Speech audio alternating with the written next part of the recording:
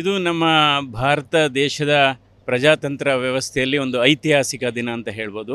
ಯಾಕೆಂದರೆ ಸತತವಾಗಿ 3ನೇ ಬಾರಿ ಪ್ರಧಾನಮಂತ್ರಿ ಆಗೋದು ಅದು ಅಷ್ಟು ಸುಲಭದ ಮಾತಲ್ಲ. ಆ ಸೌಭಾಗ್ಯ ಇವತ್ತು ನರೇಂದ್ರ ಮೋದಿ ಅವರಿಗೆ ಒದಗಿ ಬಂದಿದೆ. ಹೀಗಾಗಿ ನಮ್ಮೆಲ್ಲರಿಗೂ ಬಹಳ ಸಂತೋಷ ಆಗಿದೆ. ಯಾಕೆಂದರೆ ಕಳೆದ 10 ವರ್ಷದಲ್ಲಿ ನಮ್ಮ ಭಾರತ ದೇಶ ಎಲ್ಲ ಕ್ಷೇತ್ರಗಳಲ್ಲೂ ಎಲ್ಲ ರಂಗಗಳಲ್ಲೂ ಕೂಡ ಒಂದು ಉತ್ತಮವಾದಂಥ ಸಾಧನೆಯನ್ನು ಮಾಡಿದೆ.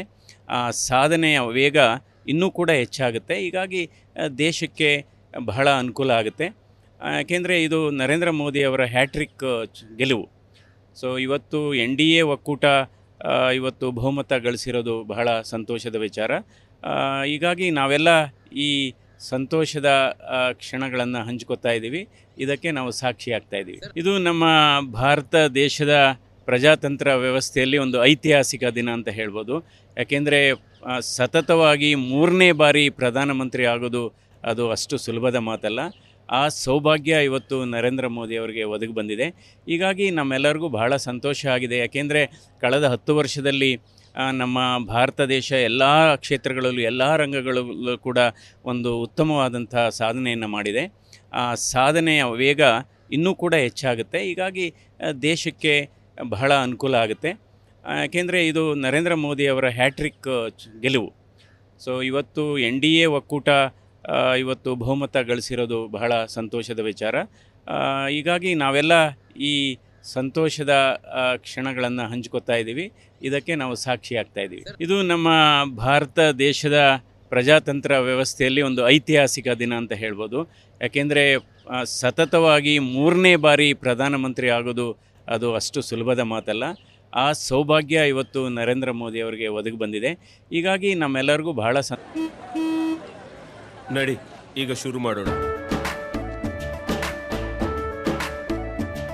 ಕೇಸರಿಯಿಂದ ಮನೋಲ್ಲಾಸ ಮನಸ್ಸು ಮತ್ತೇರಿ ಕುಣಿದಾಡಿದೆ ನೋಡು, ಮನಸ್ಸು ಮತ್ತೇರಿ ಕುಣಿದಾಡಿದೆ ನೋಡು.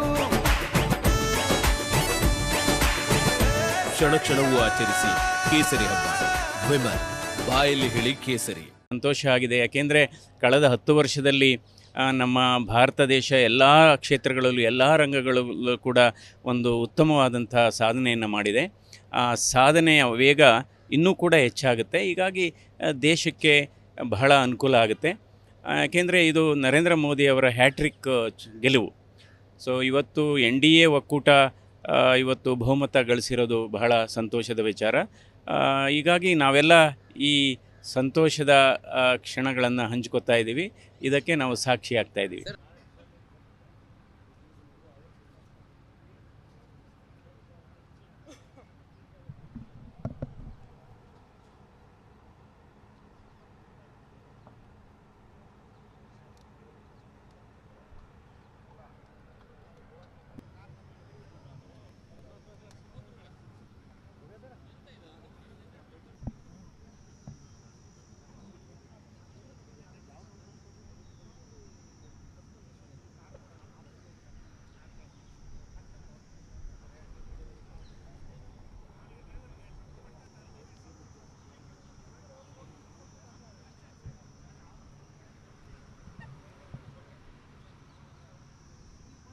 ಈ ದೇಶದಲ್ಲಿ ರಾಜಕಾರಣಿಗಳಲ್ಲಿ ಈ ವ್ಯಕ್ತಿಗತ ಬಿಟ್ಟು ವೈಯಕ್ತಿಕ ಸ್ವಾರ್ಥ ಬಿಟ್ಟು ರಾಷ್ಟ್ರಕ್ಕೋಸ್ಕರ ರಾಜಕಾರಣ ಮಾಡುವವರು ಕೆಲವೇ ಮಂದಿ ಅಂತ ಹೇಳಿ ನಮ್ಮ ದೀನ್ ದಯಾಳ್ಜಿಯವರು ಹೇಳಿದಂಥ ಮಾತು.